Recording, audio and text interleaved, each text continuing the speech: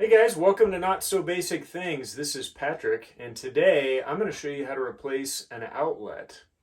As you can see, we've got a single here that is powering the washing machine, and we'd really like to be able to plug in this electronic cat feeder. Now, I could go get a splitter, and that would work fine, I suppose, but it's not ideal for a number of different reasons. So I've gone ahead and bought a double traditional outlet here, and I'm going to go ahead and swap these out. And I'll show you exactly how to do that and some things to consider along the way.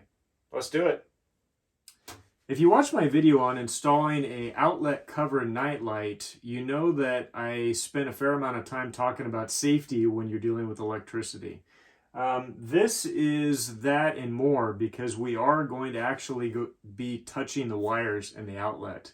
So following that guidance that I talked about in that video is really, really critical. If you haven't seen that video, it's a great one. Go check it out. If not, I will cover that stuff again just to make sure that we're all clear that this is a potentially dangerous task. So you really want to pay attention to what you're doing. So I have turned off the power to this outlet. I know that it's dead, but how do you know? So as you can see, the washing machine is plugged in here and I can't turn it on. It's not doing anything, but let's make really, really sure. So I've got this little electric tester, and I showed you guys this in the last video, but this one's made by Southwire. It's pretty straightforward. We've got an on-off button here. I can hold this up near an electrical circuit like this dryer outlet. And as you can see, it's letting me know that that circuit is definitely still live.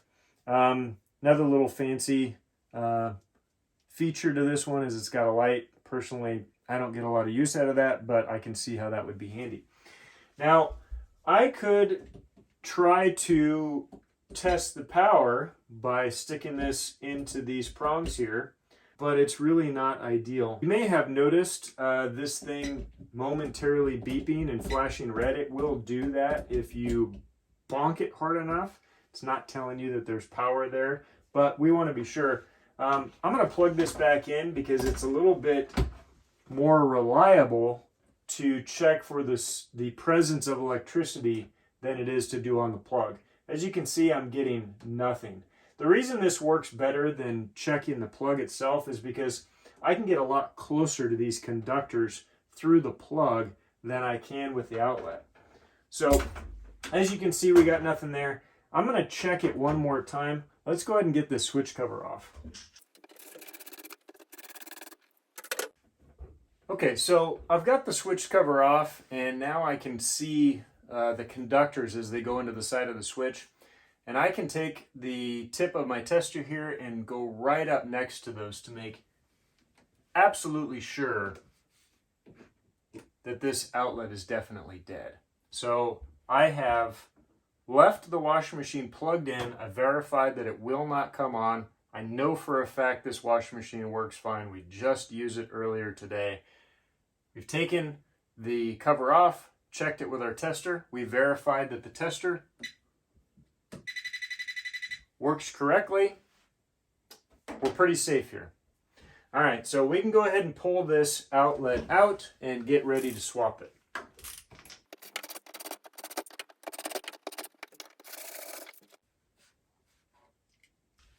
Okay, so I've removed the outlet from the box and I've got it out now where I can work on it. And you can see we've got 3 wires going to this outlet. We've got a black, we've got a white, and we've got a copper wire here with no jacket on it whatsoever. This one's ground. It's always going to be ground. The one without a jacket is ground. Black is always going to be hot, and white is always going to be neutral. Now there are times when your hot wire may also be red, so bear that in mind. But white is always neutral. The bare wire here is always ground. So we're going to go ahead and take these wires off, and I'm going to take the hot wire off first, the neutral, and then the ground I'm going to leave on there last.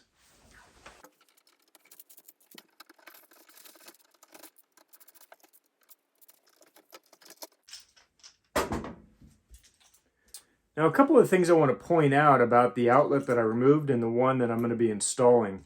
On the back of this one that I took out, there are a couple of holes in the back of this. Now, that is where the wires go in and they get clamped from the screw. This one's a little bit different. There's no holes on the back of this one. All you've got are the screws that clamp down on the wire. These operate a little bit differently. This one uses just the straight wire here. This one, we're going to take and put a loop in the end of that wire, and we're going to kind of wrap it around this screw to clamp it down. So that's an important difference. We could take and leave that straight and clamp on here, but we wouldn't really be sure if we had a good connection. So if you're installing this style, you always want to put a loop in the end of that wire so that you get it really good and tight. The other thing to remember, or I should say kind of a best practice, is the direction that you want to put the wire around there. And I'll show you what that, tester's off.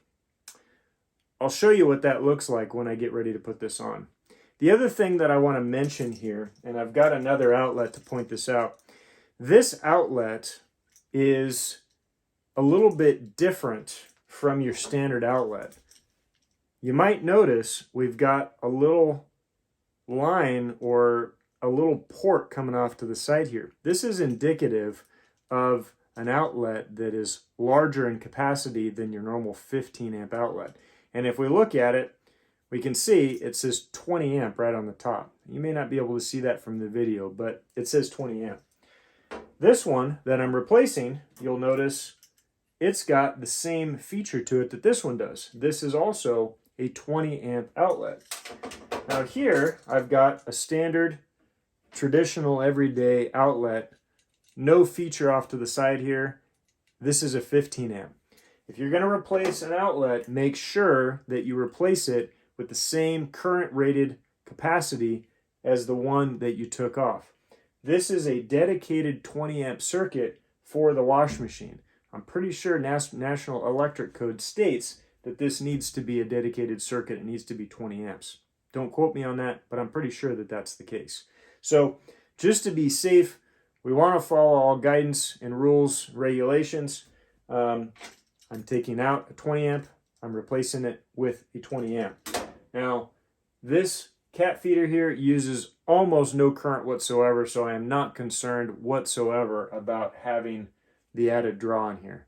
If I was plugging something else in here, I don't know, like a microwave for instance, not a good idea because this is 20 amp dedicated for a reason. In this case, not worried about it. All right, so I mentioned that we needed a loop in these wires. Let's go ahead and do that. First of all, I can tell you the strip length here is not long enough. If you look at the back of most outlets, there is a little, I don't know, feature in the back of this that will give you, and maybe you can see that right next to my finger. This is the length of wire that this should be stripped to. So I can literally hold this up there and see where I need to strip this. It's roughly double what it is currently. I've got this stripped, and that aligns with my strip length. So now all I'm going to do is I'm going to grab the very end of this wire with the end of these electrical pliers, and I'm just going to give it a little twist. And it's literally that easy. So let's do the same thing to our common. Okay, there we go. Just that easy. So when I go to put these back on, I'm going to install the ground first and then put the other two conductors on next. Now I mentioned earlier about the direction that you put these wires on here. The reason that that matters is that when you tighten that screw, it's either going to try to draw the wire in or it could try to push the wire out. So you can see the direction of that loop there. I want to put it on this way. If I put it on this way, I'm going to tighten this screw clockwise. It is going to try to push that wire out of there. So we're going to do it this way. It's a small detail, I realize, but again, this is kind of a best practice. If you look close, you'll see that this ground wire twisted around and clamped together a little bit. Now, it did that by the effect I was just explaining. As I tighten that down, it draws the wire in, it draws the loop around, and now we've got a really nice, secure connection. We'll flip it around like it's supposed to be, and we can see that we've got gold terminals here. Gold is for black or for our hot, and silver on this side is for our common or white. This other clamping screw, I'm not using it, so I'm just going to go ahead and run it in.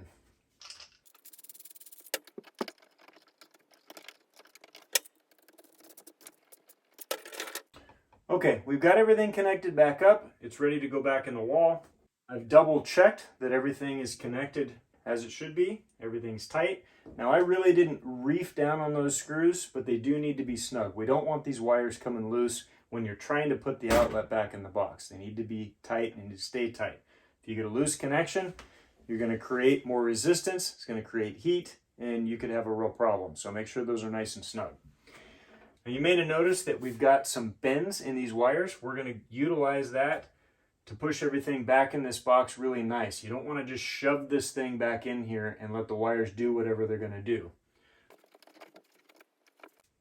All right, so I've got a couple of nice bends in these wires. So when I shove this back in, they're just going to fold back into the box really nice. Now this one's easy because I've only got one set of wires in here, but if you've got a second set or a third or even a fourth, it can get pretty busy in this box, and so this becomes especially careful. Cable wire management is really, really important to make sure that you don't inadvertently cause an issue by swapping out an outlet.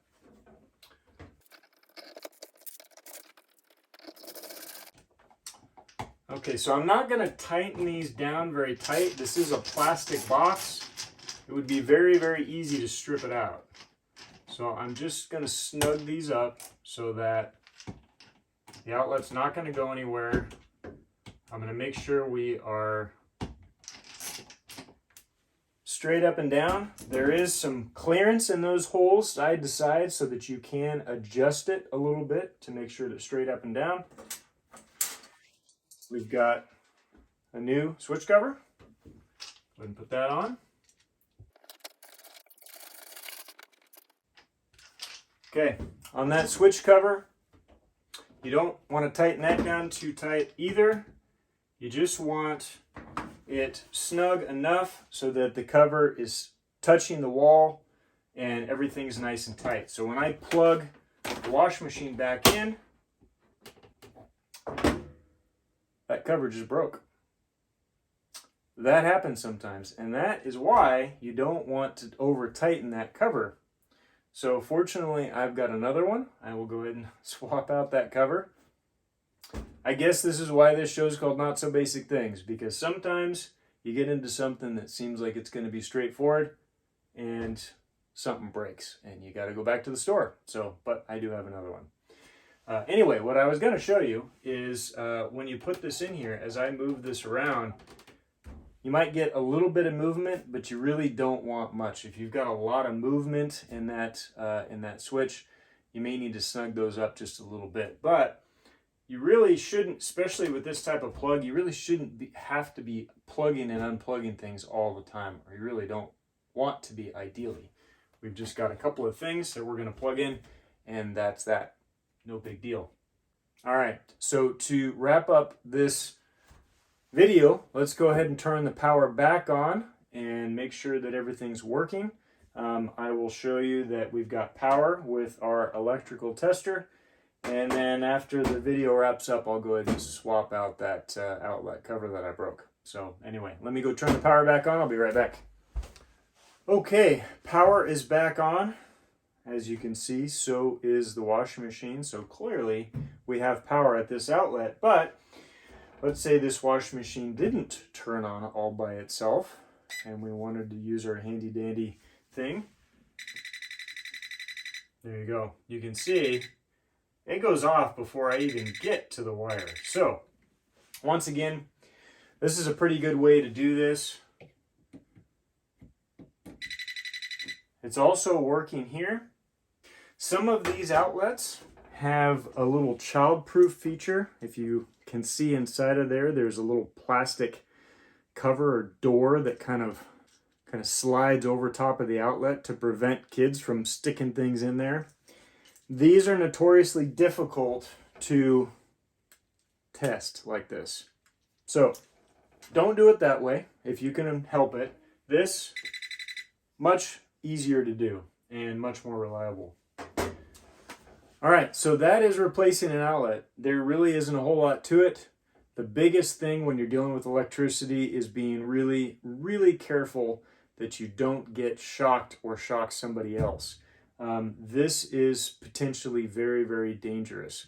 One other thing that I will mention, in addition to the other safety things that I talked about, now I am in the house alone here, so turning off the breaker, doing this work, no big deal. But let's say I started out alone and I turn the breaker off, and let's say that breaker also controls, let's say, the lights in the kitchen. Your wife comes home and they go, oh, what's going on with the power? Thinking that the breaker's been tripped, they go out, they find the breaker is off, and they turn it back on. Not good, right? So communicate with everybody in the house.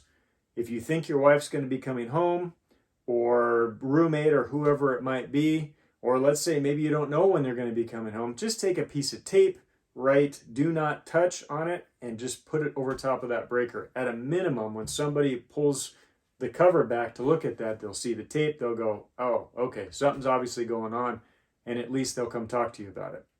That's another way that accidents can happen. It's extremely avoidable though. So use common sense. Some of the things I talked about in this video, there's lots of other good safety topics, related things on the internet that you can check out. In general, just be careful when messing around with electricity. Otherwise, this is really pretty easy to do. I think just about anybody can do it if you pay attention to what you're doing and you stay safe. With that, I hope you found this helpful. Don't forget to like and subscribe to Not So Basic Things. Thanks. Take care of yourself.